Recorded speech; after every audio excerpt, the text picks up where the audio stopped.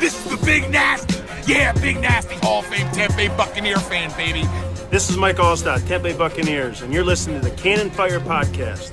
Cannon Fire Podcast, brother. You ain't listening, and you're missing out. Woo!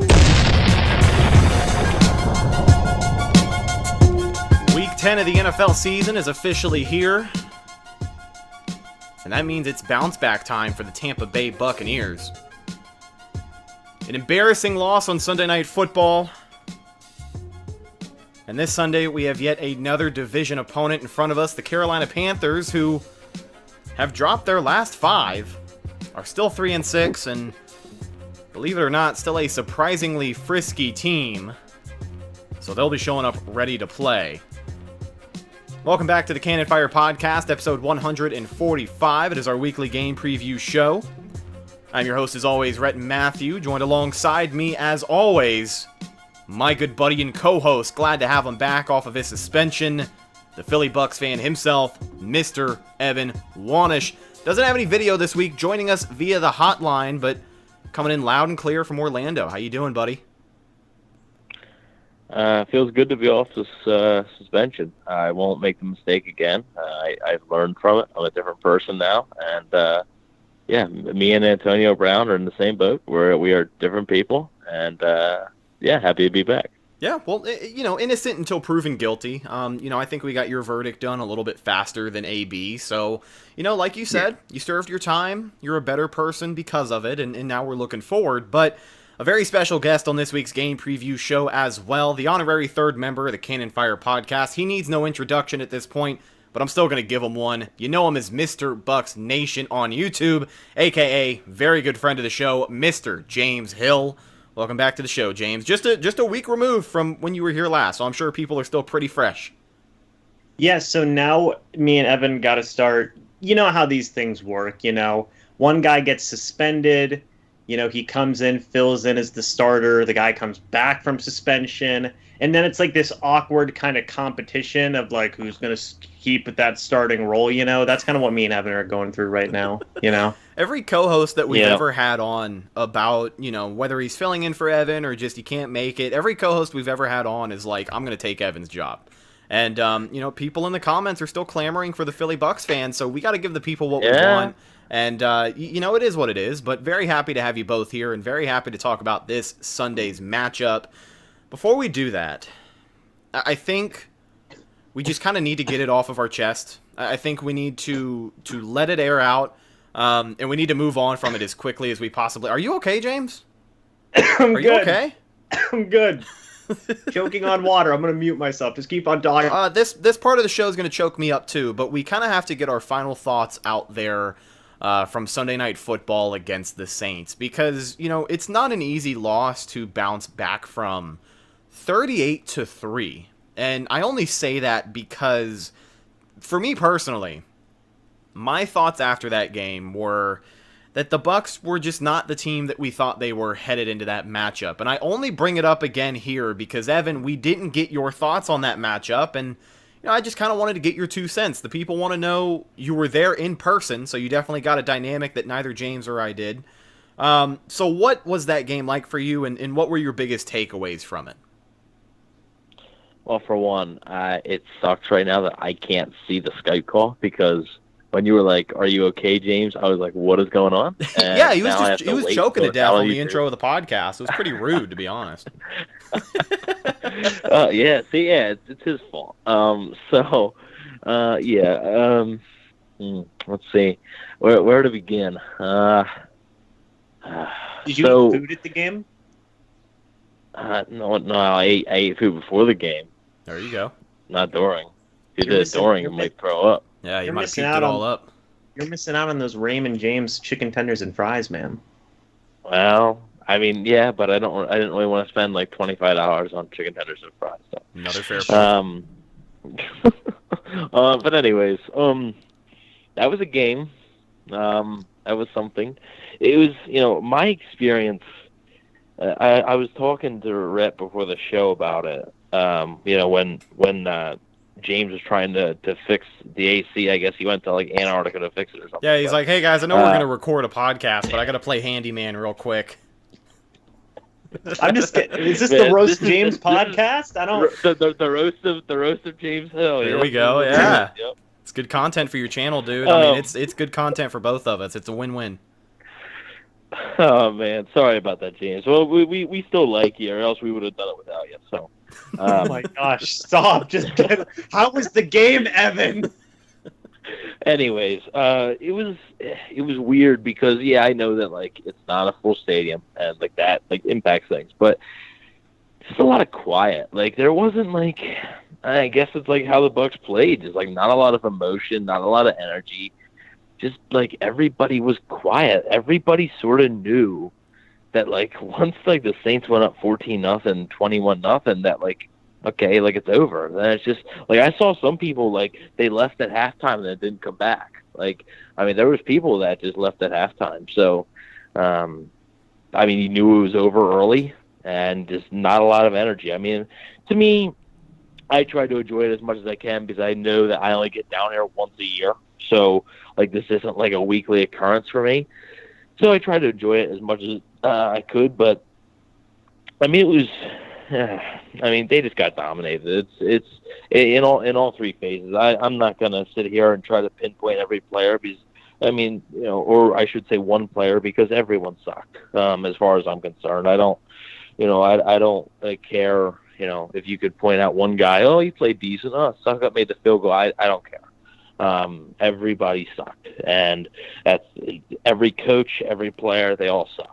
And that's what happens when you're like that against a good team like the Saints. If the Saints were a bad team, if they were playing a bad team right there, they still lose, but it's probably not 38-3. Right. It's probably much closer, and it's probably a much more boring game. Honestly, it's probably like 17-3 or something. But I mean, they couldn't get anything going, and like I said, basically, I had told somebody at the last time that stadium had energy was after the Jared Cook fumble on the goal line. That was it. And then once the Bucks went 3 and out there, that was it. There was no more energy, and that's exactly how they played. So, just getting dominated. The coaches come out with a idiotic game plan, and and the players don't execute. I mean, it goes, it got to go both ways. The coaches have to come up with a good game plan. They didn't, but the players also have to just play good. Like there's so many things that the coaches can do. Like the players still have to play good, and they didn't do that either. So a perfect storm, and that's what you're going to get against a good team. So that's the last thing I'm going to say about it. Not really going to talk about it too much more, but it's definitely something that hopefully they can learn from. You thought their wake-up call was maybe against the Giants where they were supposed to dominate them, and they were basically a 2-point conversion away from going to overtime and potentially losing right there. You thought that was their wake-up call, and apparently it wasn't because they're still sound asleep. So hopefully this was the final alarm going off, and they stopped hitting the snooze button, and they finally got up. But we'll see what happens, and we're gonna know a lot of things about this team on this Sunday, I think, because what you see this Sunday, I think their ability to bounce back, which they've been able to do after losses, their ability to bounce back is huge. Yeah, and I think that's the last we're going to bring it up on this show as well, because it is a known fact that every single person in the building, the locker room, your front office managers, everybody in the Buccaneers organization has already forgotten about that game. It's what you have to do, and hopefully by the end of Week 17, it is the outlier of what can still be a good season for Tampa Bay. But this is the game preview show, so let's go ahead and get into that. But first, I just want to let everybody know, I almost put money on the game. I was that confident going into it. I'm glad that I didn't, and it just kind of proved to myself that, I'm not a betting man. I'm really not. But I'll tell you what, folks, if you are, the perfect place to get all that action is with our friends over at betonline.ag. From game spreads and totals to team, player, and coaching props, BetOnline gives you more options to wager than any other place online. And of course, they've always got their online casino, which never, ever closes. So make sure you get over to betonline.ag today and take advantage of all the great sign-up bonuses that they have got going on. Once again, BetOnline, your online sportsbook expert. So this Sunday, the 6-3 second place in the NFC South, Tampa Bay Buccaneers. They're going to be taking on the 3-6 Carolina Panthers, who, as I mentioned before, have dropped 5 straight. I remember at the time of the season, week 4 or 5, when this team, the Panthers, started, 3-1? And everybody was like, oh, you know, look at this. They're rolling a little bit better than we really thought they would be at this point in the season. And then here they are. They're still a couple games back in the division. You know, they can really make a push if they want to, but at 3-6, I think Bucs fans are familiar with that territory. There's not a whole lot of leeway you can do. And it's fine because, you know, the Panthers are an openly rebuilding team. It is what it is. They're in like year 1 to 2 of what people would say is a 3-year rebuild. And it just is what it is. But with all of that being said, when push comes to shove, it is hard to sweep rivals in the NFL. It does not matter if you're 6 or 3. Doesn't matter if you're 1-8 at this point in the season. When you play division games, that record pretty much goes out the window. And like I said, the Panthers, although they have lost a ton, they have been pretty tightly contested football games. They almost disappointed the Chiefs last week, the reigning Super Bowl champions. They took that game down to the wire, weren't able to wrap it up, and of course KC victorious. But what I'm trying to say is that the Panthers, you know, while they are 3-6, they're definitely not a team that the Buccaneers should take lightly, especially after last Sunday night's performance. Yeah, I mean, well, I believe actually they started 1-3, which makes it even more impressive that they're 3-6 right now. I thought they had wins. lost 5 straight. Have they not? Yeah. I mean, I don't think so. But I mean, well, they started off 0-2, but they lost to the Raiders and they lost to the Bucs. They've lost four straight. Okay, thank you for correcting me. 4. All right. There we go.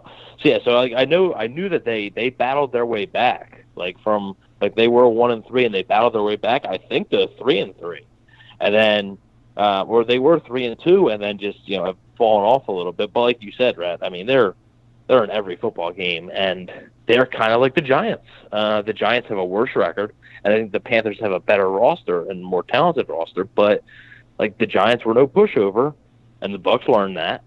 So I think this game is going to be the same, just like with like you said, divisional games, even closer. I know that the scoreboard says that the Bucs beat the Panthers 31-17 in week 2, but that was that Leonard Fournette run with a minute left to ice it. So I mean, really, I'm putting that down as 24-17. That game was much closer, and the Bucs got a big lead in the first half. By the way, that Week 2 game is the only game on the Panthers' schedule this year that they have lost by more than one possession. And like you had just mentioned, the Leonard Fournette run at the end just kind of, it is what it is.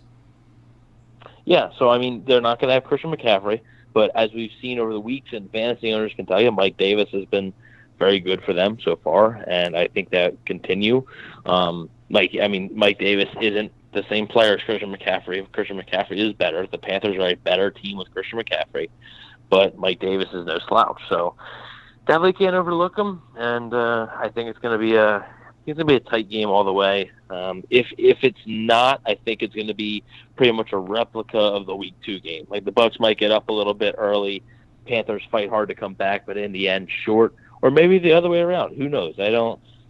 Like I said, this game to me is big for setting the expectations for the last half of the season for the Bucs. I think, if they come out and play well, I think you can have, some high expectations for the rest of the season. But if they come out flat again and are playing that same soft zone and they're trying to prioritize getting the ball in Ronald Jones's hands when you have Mike Evans, Antonio Brown, Chris Godwin, Gronkowski, you're trying to prioritize that, then I think your expectations can switch. But, it's going to be a tight game.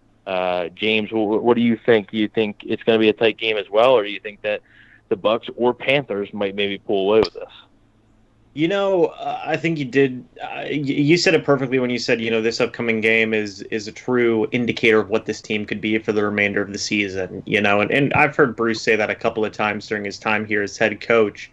Not having Christian McCaffrey is so huge for this Panthers offense, but even in week 2, towards the end of that game, we saw Mike Davis a little bit, and I think he's, pretty good as a backup running back. I think that, be it with the Panthers or be it with whatever other team he goes and gets money from, I think he could be a serviceable backup, if not maybe a fringe starter type guy. I also really like what the wide receiver core is doing for this Carolina Panthers team. So, I mean, they have a lot of things to like, like you were mentioning. Exactly like what you said, four-game losing streak, but all of them were by one score. So like I think they're a lot better of a team than their record gives credit for. I think that this will probably be technically closer than that week 2 game one way or the other. I know the Bucs are probably coming off that Saints game. I think they're probably going to be a little bit pissed off. So we'll see how much that takes into effect in terms of their overall play. I really hope, and I think that they're not going to let a situation like previous games happen again. I really think that they're trying to move on from that and just try and take over the remainder of this season, essentially. So we'll see, but I think it could be closer than a lot of people may be thinking. I think we were in shape for a pretty exciting game. Those divisional games are always exciting to watch, so hopefully the Bucs have some good things in store for us this Sunday. Let's go over the injury report before we preview the game anymore. Pretty extensive for both teams, but you got a lot of guys on here who are going to play. And as far as the Buccaneers are concerned, you got some faces popping back up here. That is good news, if anything. So let's just get into it. First up, outside linebacker Shaq Barrett, a guy who hasn't popped up on the injury report all that much. He was out with a shoulder injury. Actually, he was limited participation on Wednesday, so he should be good to go. Big number 58. Next up on the list, inside linebacker Levante David with a knee injury. He was limited participation, which is, again, a really good sign because we saw him go down in the game against the Saints. He was able to fight it off, come back in, and, Levante David, year in and year out, just the toughest SOB on this football team. I mean, in my opinion, tougher than a lot of the O-linemen you have out there, but number 54 should be good to go for Sunday's contest. This next one, wide receiver Chris Godwin with that finger injury. He was limited participation. He's going to give it a go. I think we'll see him suit up on Sunday. Next up, tight end Rob Gronkowski, not injury related, did not participate at practice. We've kind of talked about this the last few weeks. I think Gronk has been a little bit injured. Definitely don't think he's been 100%, but I'm sure that when you look at this, not injury related, did not participate, it just a maintenance day, really. I think that's what you got to chalk it up to, right, Evan? Yeah, it's just a Veterans Day off, so yeah, this might be something that they wanted to maybe do. You're past the midway point in the season now, and maybe you're thinking, all right, let's start to just ease it on him a little bit more now because we don't want to overdo it because you're going to need him come playoff time, come these games down the stretch. So I think that was probably the plan all along. That early on they were going to try to get him in his best football shape as they could, and then like sort of midway through the season, they were going to rest him a little bit more. So yeah, definitely. This next guy on the injury report, a refreshing sight, I know for myself, because a really big reason that Tom Brady never got comfortable on Sunday night was the absence of this guy. That is your guard, Ali Marpet, on concussion protocol. He returns, limited participation. He should be good to go for Sunday, but he's got to kind of fully get out of concussion protocol. But I think he will be good to go for Sunday's game. Next up, nose tackle Steve McClendon with a shoulder injury, limited participation. I think he should be good to go as well. Next up, wide receiver Scotty Miller with that hip/groin injury that he's been nursing since week 2 or week 3. We should see number 10 suit up and be ready to go. Next up, cornerback Sean Murphy Bunting with a groin injury. He was also limited participation. And then outside linebacker JPP with a knee injury, limited participation. We saved the staple guy for last because he's on here every single week. But with that being said, everybody I just mentioned, I really don't think there's any doubts they should play, right? Everybody's going to play. I don't really think maybe some guys are limited on their snaps, but I think all of those guys should be good to go, and should be good, 100% ready to go. So I mean, they're looking at now the week 10 now is probably the healthiest that the Bucs have been in a few weeks. So Here we go. Let's take a look at the Panthers side of things. They've got an extensive list as well, and of course, a major injury, which we'll be talking about here in a second. Running back Reggie Bonifon? Yeah, I think so. With an ankle injury, limited participation. Something like that, yeah. Yeah, he'll probably be good to go, especially with the absence of McCaffrey.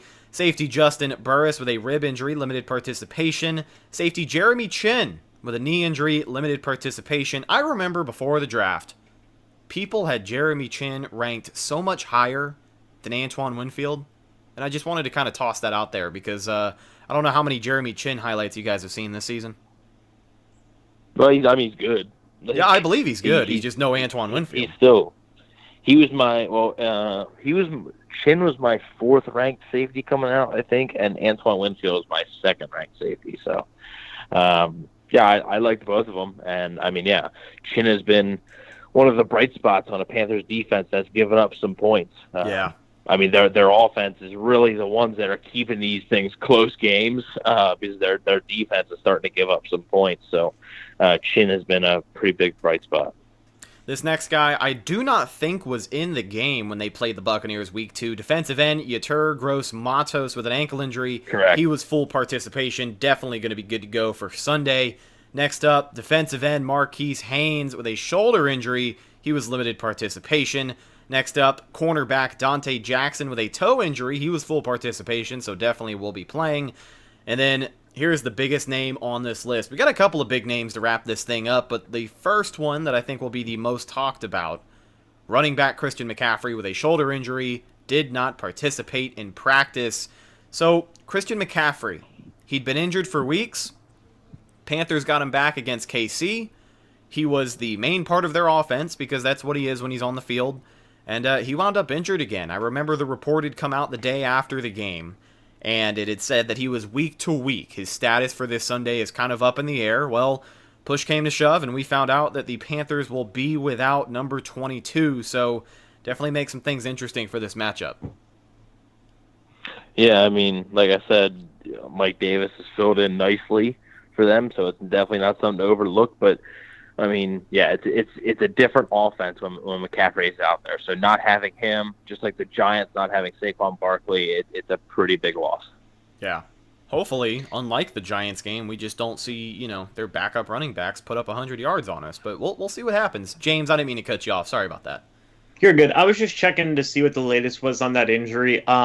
He got a second opinion on his shoulder, and it says that there's a realistic chance to play in Week 11 against the Lions for McCaffrey. But he's 100% out for this game. Yeah, that's a shame. He should be good to go. He's a tough player. And, with the Panthers, the way that their season is going right now, if you lose to the Buccaneers this Sunday, you're 3-7. Not an easy hole to dig yourself out of. So, I don't know. For a team that is rebuilding, maybe McCaffrey's status is kind of limited for the rest of the year. But we're not worried about that right now. We're focused on this week's game. Next up on the injury report, they've got offensive tackle Russell Okung with a calf injury. Did not participate on Wednesday. So a big old question mark on that offensive line for Carolina. Well, Okung has been up and down really all year for him, play-wise. So, if you ask some Panthers fans, I think they'd be okay with not having him. But he has had his bright spots, so it's definitely a loss if he's not able to go. But still have another few days, so we'll see if he's able to go. He hasn't been ruled out yet, so that will be a big loss if he can't go. But we'll just have to wait and see. Yeah. Two more guys to wrap this list up. Tight end Ian Thomas, not injury-related, did not participate on Wednesday. And then finally, on that defensive line, defensive end Stephen Weatherly with a finger injury did not participate. So there are the injury reports. Let's get into the game preview, ladies and gentlemen. I need to say something just right at the top of it. We got to get out in front of it. Tom Brady has to find Mike Evans this week. I know that we've kind of put the excuse that, Mike's double teamed. It's, he's got to spread the ball out. He's going to throw it to who's open. But I need to see Mike Evans have a big game. Or at least I just need to see him targeted more than he is. Because it's not a matter of not being able to get it to him because he has to force it to him. He's just not being targeted. There are so many times between the Raiders game and, of course, last week's game where you look back at film and Mike Evans is wide-ass open.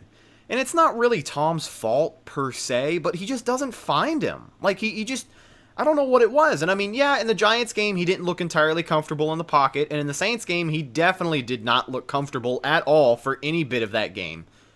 But you've got to find your playmakers. And look, I know a few weeks ago on the show, I think it was after the Raiders game, we were kind of playing the lax card. His time will come. Mike will definitely get his chances, and I still think that holds true, but if it's going to happen, it has to happen this week. because we're kind of starting to see the long-term effects of no Mike Evans in this offense. And that's not necessarily an awful thing when you have playmakers like, your Scotty Millers, your Gronks when they feel like catching touchdowns. But I just need to see Big 13. I really do. I don't believe the rumors or anything that Mike's getting frustrated. That's not at all what it is. But for the sake of the chemistry of this offense, do not be afraid to target Mike Evans. And if you're going to come out early and set the tone, which is something that this offense can't do, it's going to have to happen with Mike Evans. Basically, if you haven't picked it up by now, Bucks got to throw the ball to Mike Evans this week. So seven receptions, 104 yards, and a touchdown. That was Mike Evans' stat line in Week 2 versus the Panthers. Now, that was without Chris Godwin. Chris Godwin was in concussion protocol that game, and that was without Antonio Brown. But it's still good. He still had a very good game. And I know you said you don't want to play the relax card, but I'm still going to, just because we all knew what was going to happen in that game, right? The Saints game, Marshawn Lattimore owns Mike Evans. Okay, he just does. You didn't see Mike really get going until they took Marshawn off the field. Exactly. That's when he got his catches. It's something about it. I think it's in. I mean, the Saints are in the whole Bucks team heads, but individually, Marshawn Lattimore just has his number. Whether it's something he does differently, whatever. But man, I know people pull up that clip when Brady throws it to Miller on the outside and it's incomplete, and Mike Evans was running down the field, streaking down the field for a touchdown, basically. Yeah. But at that point, I think the game was 14 or 21-0, and a lot of people said, that's what Brady. That's just how he plays. You're just gonna have to deal with it. He's gonna identify pre-snap where he wants to go with the ball. It's almost like sometimes when you're playing Madden and you always know a play that sort of works. Yeah. So you're all right, I'm 90% sure I'm pressing B. I'm snapping the ball and I'm pressing B. I'm not looking anywhere else. And that's sometimes what Brady does, especially when they're down multiple scores and he's just trying to get yards. So, yes, he could have held on to the ball longer and found Mike Evans, and, hopefully that happens this week. But I'm not going to push the panic button just because he's still getting somewhat targeted. I still think he's almost near the top for targets for the team, and I just think that he'll be fine. I really think he'll be fine. He's proven time and time again that he'll be fine. So I think he's going to get a touchdown this week. I don't think he'll get over 100 yards, but I think he'll get 5 or 6 catches, maybe 70 yards or so with a touchdown. So that'll silence a little bit of the heat that Brady and the offensive game plan has been getting on Twitter over the past few weeks. What do you think, James?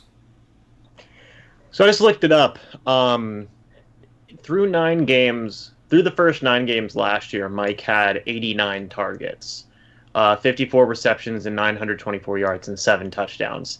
So far this year, he has, through 9 games, 52 targets, 34 receptions, 437 yards, and 7 touchdowns.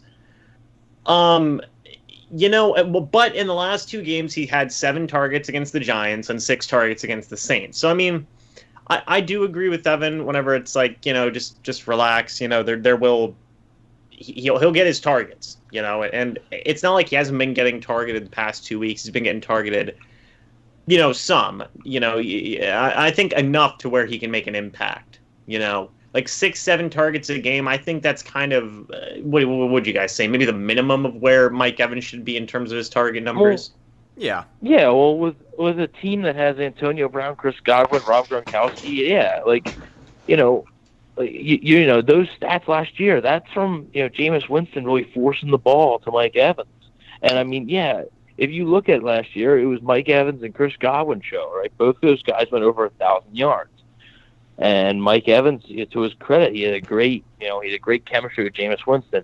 Brady's just not that type of quarterback. Brady's going to throw to this is the issue. Brady is going to throw to the guy who is open.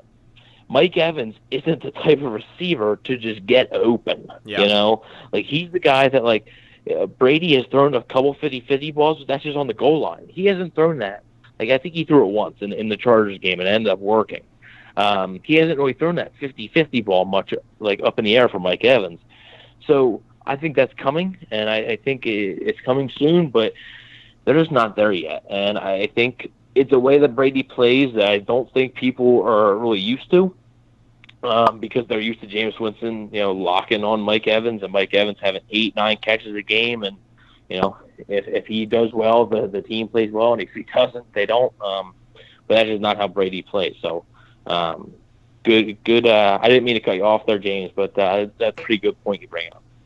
Yeah, like you said, and I'll be honest, it has been frustrating at some points to hear that point of like, well, Tom's just going to throw it to who's open, so deal with it. It is kind of frustrating to hear that from time to time, because it's like, but it's Mike Evans. Like, we all know how good Mike Evans can be. But like you said, it's kind of that growing period of just adjusting to that. Yeah. Of just, you have to adjust to that idea of just that's what Tom Brady does. And that's, sorry, go. Just to kind of compliment off of both of what you had said, you hit the nail on the head. That's just how Tom plays. That's Tom's style of play. He's going to spread the ball out, which is why, Scotty Miller is having a career season, which is why you saw Tyler Johnson make that touchdown catch to break the record for Brady earlier on in the season. He's going to spread the ball out, and it is fine. But we've talked a lot on this show about building chemistry on that offense, and building chemistry with Mike Evans between his quarterback and big number 13 is going to involve throwing those 50-50 balls. And yeah, Brady isn't going to do that all the time, but for me personally, I don't know how many other people feel this way, but this offense, as we've seen the past few weeks, they start pretty goddamn slow. So I think getting the ball in the hands of your playmakers as early as possible is really just one of the many ingredients to getting this offense rolling a little bit faster than we're used to, at least these past few weeks. But I don't know. I just wanted to bring it up. I know it's a hot topic, and I would love to see Mike have himself a big game this week. But let's talk a little bit more about this offense as a whole. They did not look good against the Saints. They did not look superb against the Giants. But you look at this game, and you look at the Panthers' defense, this is not a bad game for the offense to just kind of get back on track. The Panthers' defensive struggles this season include, well, they haven't been able to get off the field on third down. They've got a 54.2% third down conversion rate, second worst in the NFL. At 48.4% third down conversion passing rate, which is third worst in the NFL. They've also struggled getting to the quarterback. They've got 9 sacks on the season, which is the third fewest in the league. The Panthers have been in virtually every game that they've played. They've got, I think, 5 of their 6 losses was a single score. The only one we mentioned before was the Bucs game in week 2 that wasn't. But this Panthers defense is just, from top to bottom, the Buccaneers on offense have to roll, have to perform. The offensive line can't let Brady get hit. They can't let him get uncomfortable like he has the past 2 weeks. You have to be humming. You have to hope that your play calling is enough to just move the ball downfield, because we haven't seen what we saw earlier in this season. And look, it happens. You're going to have highs and lows on offense and defense throughout a 16-game season, but what I'm trying to say is that if there is any game to get the ball rolling on offense once again, it's got to be this one. Am I right, Evan? Yeah, this Panthers defense, is not good. And like I said, the reason they've been in these games is because the offense is really caught up, and Teddy Bridgewater's been playing well. We'll get to that in a few minutes here, but the Panthers don't really do a whole lot well on defense. Like I said, they have some bright spots. Like Derek Brown starting to play well again. Brian Burns, Jeremy Chin, Dante Jackson. So those guys, they're playing well, but there's just a lot of holes. So they're gonna have to take advantage, and the Bucs did for the first half of that Carolina game. The Bucs really did take advantage of Carolina and their struggles on defense, and hopefully that's the same thing. Same thing this week. You were expecting the Bucs offense to look better against the Saints week 9 than it did week 1, and it looked worse because week 1 you're going in with no experience basically. Week 2 against the Panthers, going in with no experience pretty much, and you looked fine. So you'd expect it to look better this week because they already got more games under their belt. They're having some success, but they still got to go out there and perform, just like you said. So they're going to have to keep balance. I know a lot of people were complaining about like the 4 runs thing. And look, like I just When you're want to put that down out here 21-0 before you can even take a breath, I mean, you're not going to run the ball 20 times. Yeah, exactly. Yeah, I mean, like I said, they ran 12 plays on their first 4 drives, and 3 of them were runs. The next time that they ran the ball, they were down 21-0 already. So yeah, you're not going to run the ball. They had no choice but to pass. So, but yeah, you're going to have to keep a balanced attack. You're just going to have to, like you said, just attack them from all angles and don't take your foot off the gas. And that's how you're going to be. This offense is really starting to get into a rhythm, and the Bucs defense is starting to trend in the wrong direction. So, I'm not expecting to give up, 40 points to the Panthers, but that's a little concerning that the offense of the Panthers seems to be trending up, and the Bucs defense seems to be trending down. So this might be a game where the offense is going to have to put up, some more points. You go ahead, James. Yeah, I was just gonna say about the offensive line. They had a good stretch there where, well, really they had a good stretch of 3 games against the Packers, against the Rams, or Raiders. Sorry, they haven't played the Rams yet. Against the Raiders, right? Against Chicago, I thought they looked, not great, but against the Packers and the Raiders, I thought they did okay. But then these past 2 games against the Giants and Saints, it has not been fun. It has not been fun at all. And I've already given my thoughts on my channel about certain members of the offensive line. But what I've really been seeing, like, on comment sections, and I'm sure you guys can attest to this too, is just like, and there's been a lot of hate spewed for this offensive line this past week. I mean, have you guys been seeing that? I see it all directed at one player, and it's number 76, no stranger here on the show, but Donovan Smith has played like dog doo-doo. He looked awful against New Orleans, and I mean, I think it really comes down to, I went on a big rant actually about it on this week's Bucs break, but Donovan Smith, when he's out there, dude, he just doesn't look like he cares. Like, he really looks like he'd rather be anywhere else in the world. I don't know what it is, but you talk about these guys buying in a winner's mentality and learning to lose, learning to win, learning to just do things differently when you're a winning football team. I don't think Donovan Smith gives a shit about any of that. I think he's there to get paid, and I think that's why he's an average left tackle at best. But against New Orleans, honestly, guys, think about it. It doesn't matter who's under center. How many times have we been watching a game where the pocket collapses, or really, just the left side of the line collapses, your quarterback is running for his life, and Donovan Smith is just standing there with his thumb up his ass? How many times have we seen that over the past 4 seasons, honestly? So, Evan, what do you think about Donovan Smith? Why do I always have to be the one to stick up for him? Because you're the only one who doesn't want to say anything bad about him. At least I said he was average. I don't think he should pack his bags. I think we're at the point in the season where the Bucs have no choice but to ride it out, but I definitely don't think he's back here next season. I hate the people that say, "Oh yeah, well you can find somebody better than Donovan Smith." Where? So who on the street is better than Donovan Smith right now? There's nobody. The only human being that I could, or the only free agent that I talked about this with Taylor Jenkins. The only guy is Cody Glenn, former Bengals left tackle. Yeah. That's it. He plays guard mostly now. Towards the end of his career, he switched to guard a little bit. So right, like he hasn't even played tackle in a long time. So like it's tough, and you're gonna, like you said, you're gonna have to ride out with Donovan Smith. And Smith is not as bad as people say. Yes, he had a bad game against the Saints. He played decent against the Giants because, like I said, both sacks were really coverage sacks. Like the Giants, like defensive backs, just had a great game plan for the Bucs receivers. Yeah, I mean, I know we talked about it, Rhett, on the review show for that game. I mean, they were just really playing some good football back there, and Brady just had to hold on to the ball.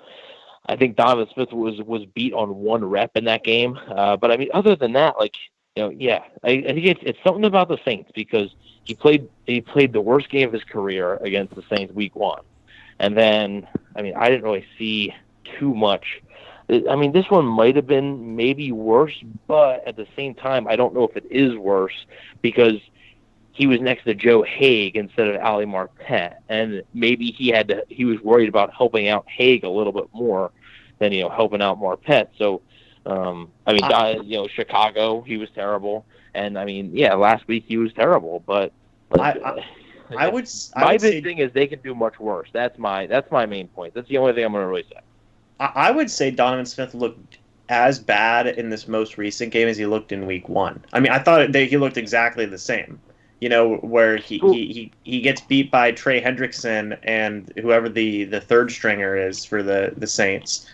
That's kind of inexcusable. But to me is but yes, it's inexcusable, but at the same time, you're factoring in being next to Joe Haig instead of Ali Marpet, who's been one of the best guards all year. Right, but to me, that's definitely a factor. Right, but he, right. I'm not saying this for like an argument thing, but he did bad in both scenarios when he was next to. Right, so it's just like then what's the problem? I don't get it. Yeah. You can make the argument that yes, Joe obviously not having Ali Marpet there does not help things. Obviously, it makes your job a whole lot harder. But even when Ali Marpet's there, he struggles. So it's confusing. I honestly think it might be a mental thing with playing the Saints. And I know we're not going to talk about it much longer, but I just think it's kind of a mental block type thing where he. I mean, yeah, the Saints players are tagging him on Twitter and saying, "Oh, yeah, it's a free meal 2 times a year or whatever." And yeah, they're in his head. That entire Saints roster is in the Bucs' head. Right. The only few that aren't is Tom Brady and the rookies and stuff. But the fact that the rest of the Bucs roster is Tom Brady's what are you guys doing? He's the only one that's what are you doing? But the entire roster's oh, we're brainwashed to lose the Saints. So right. Yeah. Just to kind of put a wrap up on my thoughts on the Donovan Smith thing is like I said, talked to Taylor Jenkins about that, and we both came to the conclusion of there's nothing the Bucs could do right now to replace Donovan Smith. And I've been seeing so many people complain on stuff that has nothing to do with Donovan Smith, I make a video about Clay Matthews, I hear, can he play offensive line? It's guys, just it's come on. And I've seen people say move Tristan Wirfs from right tackle to left tackle. I mean, it could be a possibility somewhere down the line, but not this year. Not yet. That's not. Yeah, that's not happening midway through your rookie season. Yeah, right. No so way. There's just nothing they can do. Who are you going to put in? Josh Wells? No. Yeah, exactly. Yeah. No, you're not. And the issue is that Donovan Smith has refused to play right tackle, so it's not like you can just switch them both. Right. And I mean, a lot of people say making the switch from side to side is difficult. It's basically, yeah, if you're right-handed, try making a switch to left-handed one day and see how difficult it is. It's not just simple like that. I mean, they're lucky that Wirfs has somewhat of experience with both, even though he's played right tackle for most of the time. And I mean, I agree with you guys. Just to wrap this up completely, because we've talked way too much about this, and we've got to get on to the defensive side of things. But I wouldn't expect him to be back next year, just because I think one of the factors may be actually the cap crunch because of the lost revenue and the salary cap not going up. I think if the cap was going up, I think there'd be a much better shot of him returning, but there's just no way you can keep $14 million on that. So I think they're going to look to maybe move Wirfs. I don't have inside info on this, but maybe look to move Wirfs to left tackle and then just find a cheaper option at right tackle. It's easier to find a decent right tackle than it is to find a good left tackle. So could re-sign Joe Haig and just plug him in over there. He's played right tackle before. Yeah, he does. I wouldn't be up for that experience. I'm fine with that.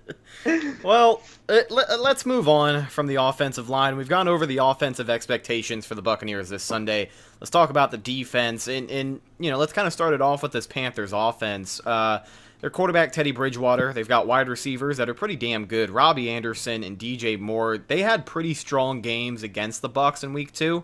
And believe it or not, on offense, Carolina actually outgained the Bucs by quite a bit in that game. I think it was 427 to 339 yards total in that football game. Of course, the Buccaneers victorious, but the Panthers offense can move the ball. Robbie Anderson is a threat, and then of course DJ Moore has really been up and coming these past few weeks. So for the defense, I just want to say, like, it's easy to say by default, oh, come in with the same game plan you did week 2. No, you can't do that, but just stick to what you know.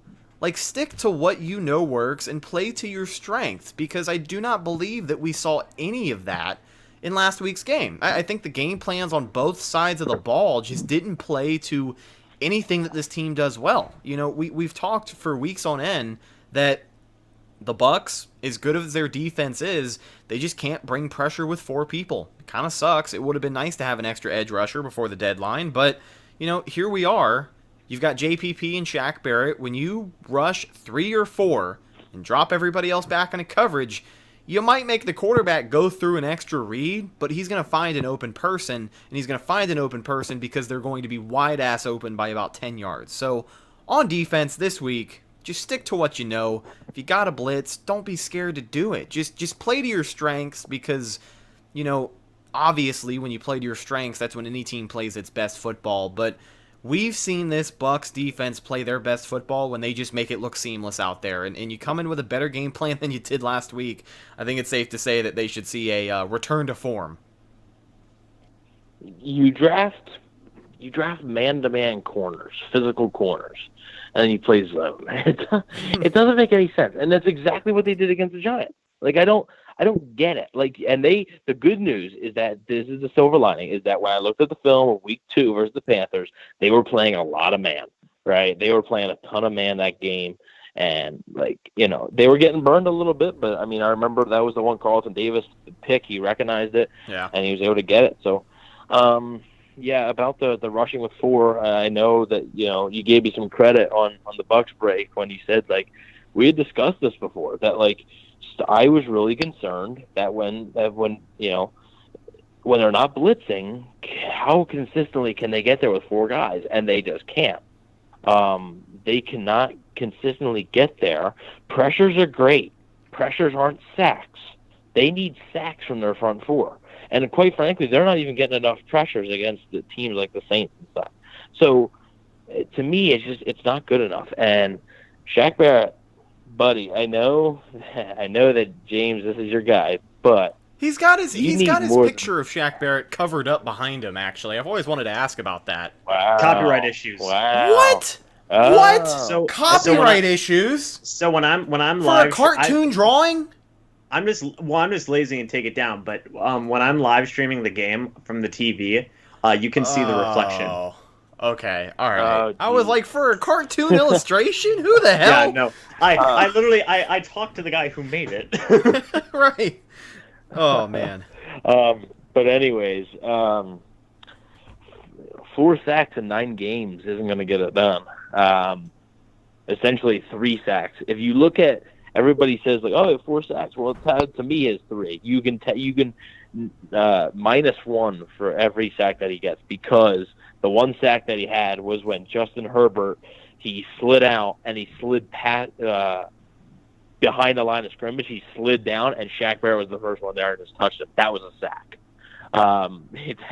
That is not a sack. I don't know why they don't credit that as a tackle for loss, but it's a sack because it was the quarterback. So, I mean, basically has 3 sacks in 9 games, and they need more from him. I know that he's like top 5 in pressures in the league and stuff, but this dude's getting paid $16.5 million.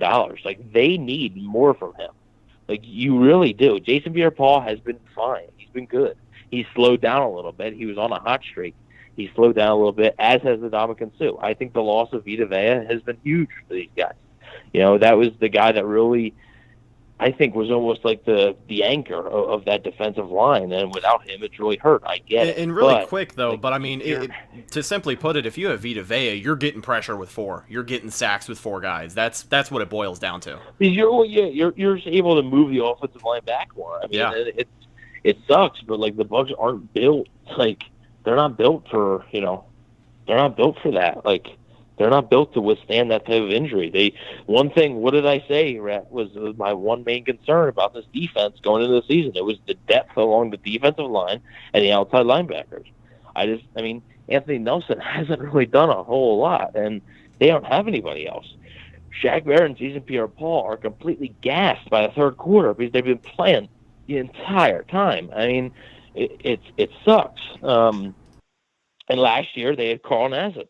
Last year they had Carl Nassib to rotate in and out there, and they were able to stay fresh. But this year, obviously not the case.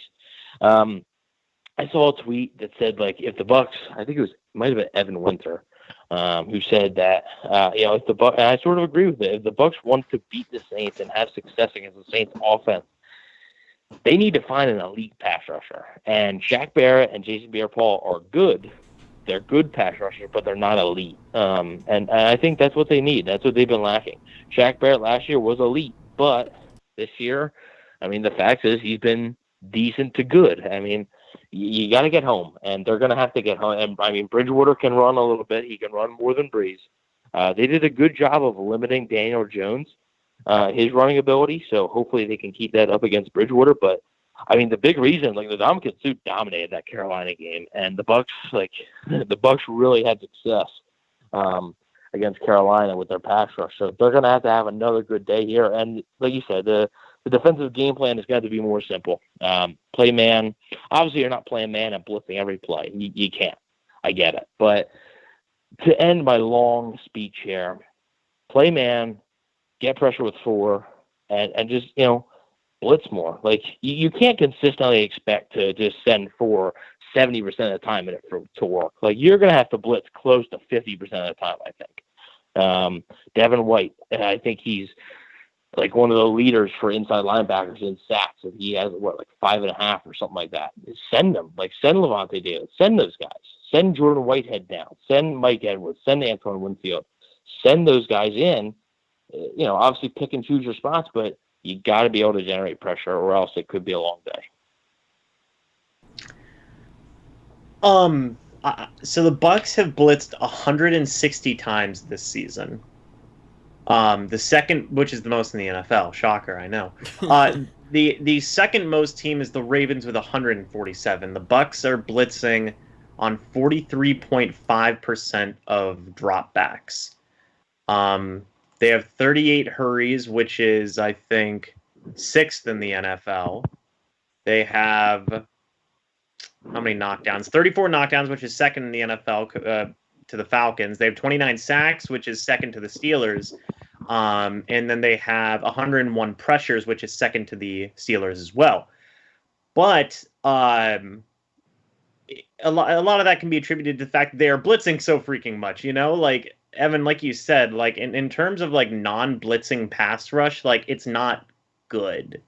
It really isn't. They need somebody to rotate in. They need somebody to, really have that Carl Nassib role. Clay Matthews, I don't know, or even just giving Anthony Nelson more playing time. It's something that, it's something that needs to be done. Because like you said, Evan, JPP's getting gassed.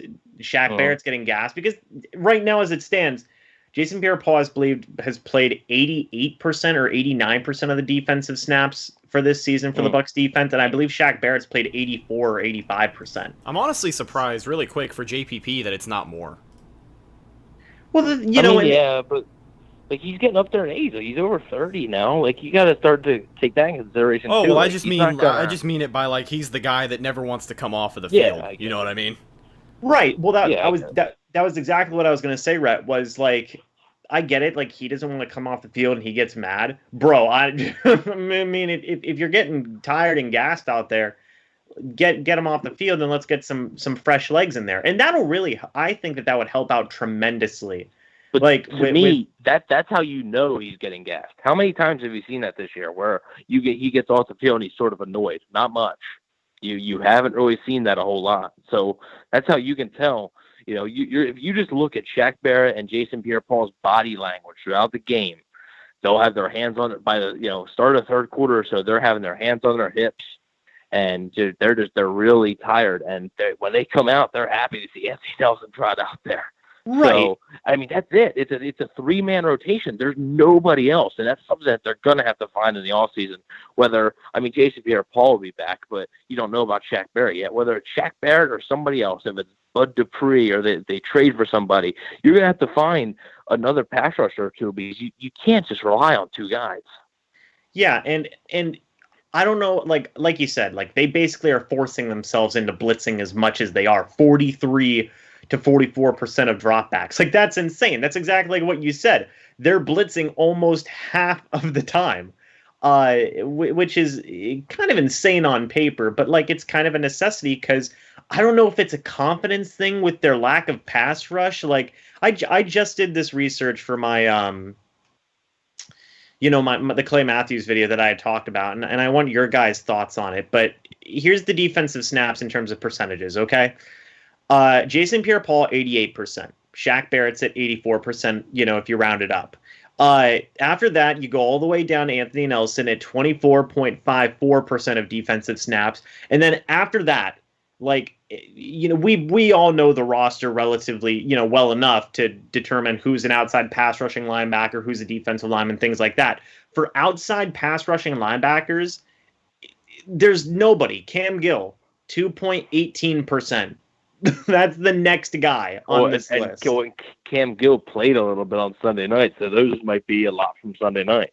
Right. So it's exactly like what you said, Evan. It's a three-man rotation, and it's not even a strong three-man rotation because Anthony Nelson's only getting 24% of the snaps, which is what led me to make a video talking about, could they bring in Clay Matthews just to get a body in there that they trust, I think it should still be considered. I think they have around $5 million in cap space, and kind of went off the, not to talk about personnel moves or things like that, but yes, exactly what you said to the point. They're going to have to blitz just out of sheer necessity because they don't have a strong pass rush. Teddy Bridgewater, if you rattle a guy like Teddy, he can make a couple of mistakes. I do fully believe that.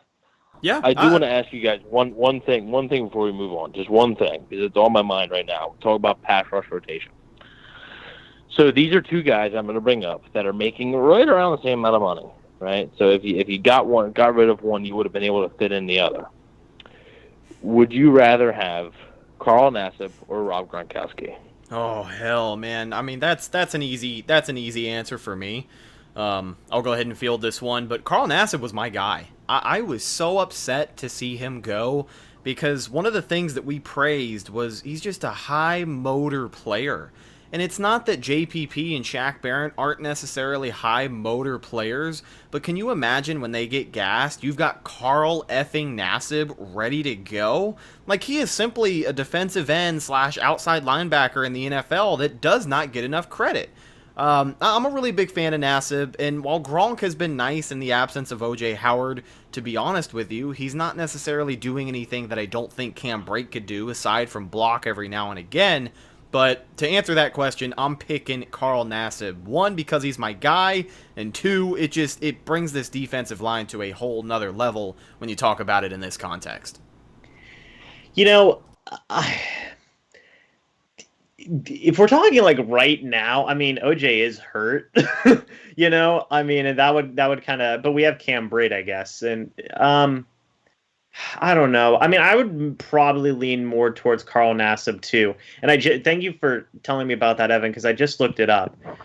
So this is kind of what we're talking about in terms of their rotation that they had last year. Okay, Jason Pierre-Paul came back game number 7 versus Tennessee. Okay, even in that game, Carl Nassib played 81% of snaps. And then after that game, aside from versus Seattle, where he really didn't play at all, he was still playing at least 40% of defensive snaps a game for the entire season. It's a good rotation.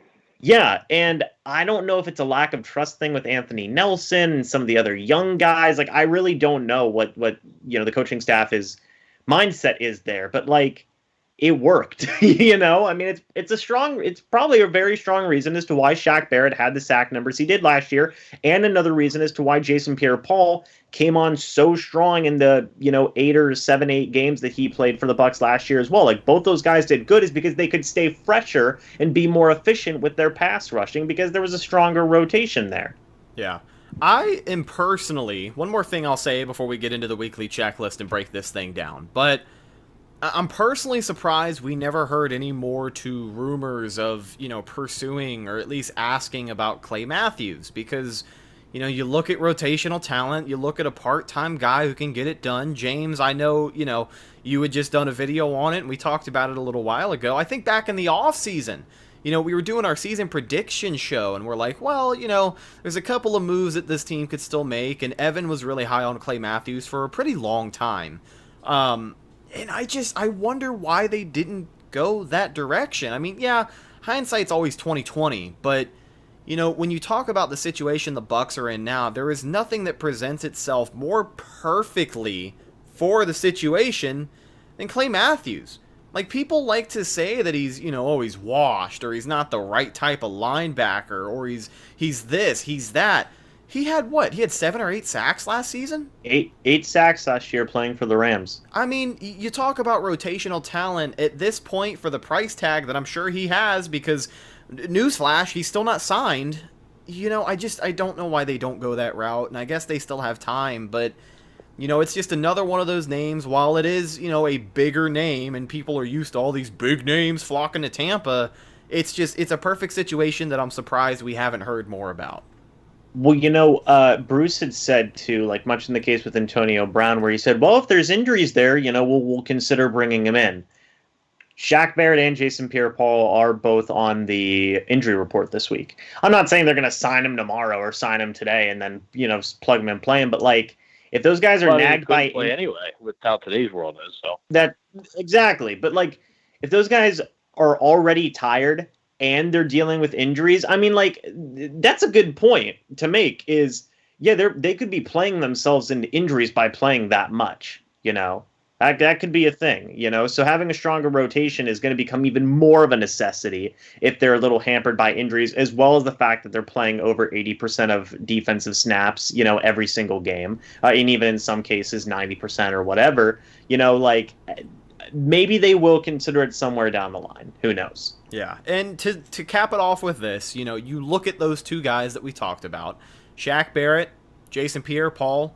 Well, they're both kind of playing with chips on their shoulder this season. Yeah, JPP just got paid, so he'll be here for a little while, but he felt like he was 100% ready to go headed into this season, and he is playing with a point to prove, because he wants to prove he can still hang in there with your top-tier pass rushers, and he is a great talent, but when he is playing 80+% of the snaps, you're going to see what we have been talking about. And Shaq Barrett, franchise tag year, he wants to make his money. So he wants to go out there and perform more than he is. And, I have to believe that both of these guys are the type of guys who, yeah, they don't want to come off of the field, but they're also playing with chips on their shoulders. So maybe it is a little bit of stubbornness. I don't know, but they definitely need some help out there. I don't think there is any argument about that. Ladies and gents, every single week on the Game Preview Show, we wrap things up with something I like to call the weekly checklist. And basically what it is, it's a list of 3 things that the Bucks are going to need to do if they want to come out victorious against the Panthers this coming Sunday. First and foremost, target Mike Evans. We talked about it literally at the top of the show, but I'll reiterate it. Do not be scared to throw the ball to Mike Evans. He can catch it. He can go up and get it. And, based off of his performance against Carolina in Week 2, I think he'll have some favorable matchups this Sunday afternoon. Number 2 on the checklist, play some clean football. We haven't been pounding the table talking about discipline these past few weeks, which is really a step in the right direction, because I can't remember the last time that we haven't really had to mention the Bucks shooting themselves in the foot. I mean, when you lose 38-3, it's kind of hard to not already shoot yourself in the foot with a penalty because the game's already lost, but you get what I'm trying to say. If you want to return to form, like we're hoping that this team can do, playing clean football just makes it that much easier. And last but not least, stick to what you know, primarily on the defense. Look, we talk about how much this team blitzes, this defense in particular. That's just the identity. That's just what makes them good. Todd Bowles and his creativity on the blitz is what makes it so dynamic, and what makes I don't want to say makes this defense looks better than they are, but they are up in sack numbers because of it. Like, it's what they do so well. It really is, it's not about playing zone and being perfect at it and getting a pick in the right place at a right time. It's about the Bucks blitzing their ass off, forcing mistakes and winning the turnover battle. That is the identity of this Todd Bowles defense, and I'm not really going to have anybody try and convince me otherwise. I encourage them to blitz. Yeah, you can't blitz every single time. You have some game time decisions where you're going to have to sit back and maybe play some zone or play some prevent every now and again, but damn it, just blitz. Like, they do it so well. Don't be scared to do it. If Teddy Bridgewater burns you for a 70-yard touchdown on it, so what? Go out there and score again. Like, it's, you know, we're so far into the season. It's week 10, guys. Week 10. We are in the double digits. There are 7 more weeks of the regular season. I can't believe I just said that out loud, but that's where we are. By now, you know what this team does well. You know what they don't. Stick to what you know, and if you're going to have success on defense against the Carolina offense that, you know, did put up some numbers on us last time, but they can still kick their ass. I think Teddy Bridgewater can really be rattled, and they can force some turnovers. So stick to what you know on both sides of the ball. Don't come out with an outlandish game plan that you don't know if it's going to work, because when these games start to matter much, much more, you can't gamble anymore. That's what it boils down to. So that is my weekly checklist. Fellas, do you have anything you want to add? Evan, if you want to chime in first. I think you pretty much hit the nail on the head. Not really much else I can add. They found a kicker, so no need to do that. Exactly. I think you pretty much nailed it. I think if the Bucs are able to do those things, Sunday should be fairly simple. I guess I'm not going to say easy, but I think simple would be the word, and I think they would come out with a W. So I think that checklist looks pretty good to me. Hey, I appreciate the props. It's not often that you give me the props here on the show, but I will take it. Oh, my God. Like I never do it. Come on. Never. James, do you have anything you want to add to the checklist? No, I mean, blitzing is going to be a key out of sheer necessity. I would say rotate more, but they don't want to do that. So just blitz more. Stick to what you know. Man coverage, blitzing, Tom Brady spreading out the weapons, things like that, just doing the things that make you a good team, Yeah. and just play a clean game, like you said, Rhett. I mean, penalties and just inconsistency with blocking and things like that. I mean, we can't have that. Otherwise, you're not going to win football games, Yeah, very true. Ladies and gentlemen, let's do some score predictions, and then we'll break this down. I'll go first. I think it's a fairly low-scoring game. I think the offense definitely has their best chance in quite a few weeks to really get the ball rolling again. But with that being said, I don't think any team is putting up over 30, and I don't even think the Bucs are putting up over 28. I think the final score of this one, Tampa Bay comes out victorious, 24-14. And I say 24-14 because maybe, I'm thinking there's a drive where Carolina's pretty close to making it 21-24 late in the fourth quarter or early fourth quarter. I don't know, but I think there's a situation where they make this game closer, and then you see a pretty clutch interception or even a fumble recovery. But I think a big-time turnover is what's going to save this game from being any closer. So 24-14, Buccaneers win is my prediction. James, what is your prediction for the score this Sunday? 28-21. Carolina Panthers experience more sadness. They lose another game by 1 score. There you go. Evan, what have you got? Yeah, so I got I'm going to basically ride that. I have 26-21. So I think it's going to be a close game.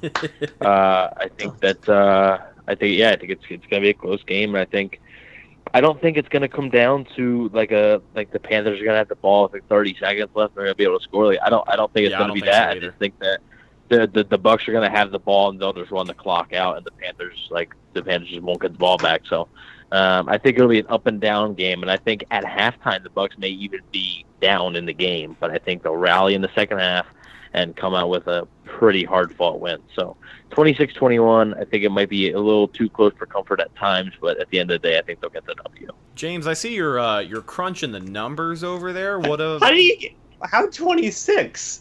How did they get 26? I mean, you can get 26 pretty easy. I mean, same way you get 16. 3 just field a bunch goals? of field goals and a touchdown. Yeah. Yeah. Or if they try to go for, let's say maybe it's 20, let's say they have that situation where it's like 21-20 Carolina, and the Bucs score a touchdown, go for 2, don't get it. That's 26-21. That's true. I like it. I like that. No, I never hear score. I don't hear score predictions where I get like a number like 26. I like that, Evan. That's beautiful. All right. That's his style, man. Well, that's why people listen to the show. There you That's go. right. Expect the unexpected. Ladies and gentlemen, that's just about going to do it for this episode of the Cannon Fire Podcast. Thank you guys so much for listening on any of our podcast outlets, or of course, checking us out with video over on YouTube. If you haven't already, make sure you click that subscribe button, and of course, hit the bell icon so you get notified any single time we drop an episode, go live, drop a Bucks break, drop a hype video every single Friday. We got a bunch of great content for you over there. Truly the best way to experience the show. Mr. James Hill, thank you so much for jumping on with us. Always a pleasure, and looking forward to the next time, because I'm sure it'll be sooner than most people think. But for the folks who don't know, where can they find you and your awesome content? YouTube at Mr. Bucks Nation. Just been making some videos over there, talking about most recently the signing of Clay Matthews. I mean, people want to talk about Donovan Smith in the comments section, but and they also tell me to burn my hoodie. But overall, we got some. You know what? Now that I think about it, I'm glad that you brought that goddamn hoodie up, because the same hoodie that you decided to wear on last week's game preview, and what did the final score of that game look like? I don't want to talk about it. Well, there you go. You better not bring it here on the show again. Okay. It's laying on the ground right now. Okay, Put it on the floor. It is on the floor. Roll over it with your chair. It's tainted ground now. My room's just going to be cursed.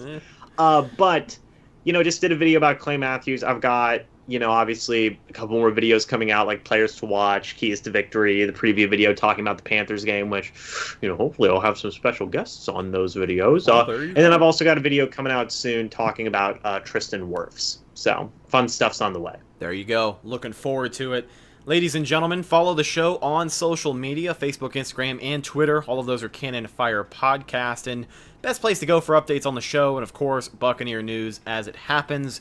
Speaking of Bucks news as it happens, you can follow my co-host Evan on Instagram at Bucks_daily, and you can also find him on Twitter at EvanNFL, and you can find myself on Instagram and Twitter at Rhettakus, RHETTAKUS. If you follow me, I promise I will follow you back. Bounce back time for the Tampa Bay Buccaneers is this Sunday. Hopefully, we caught you up on everything you needed to know on this week's game preview. We will talk to you Monday after the game. Until then, I am Rhett Matthew, signing off for my co-host Evan Wanish and our special guest James Hill. We'll see you guys later. Go Bucks.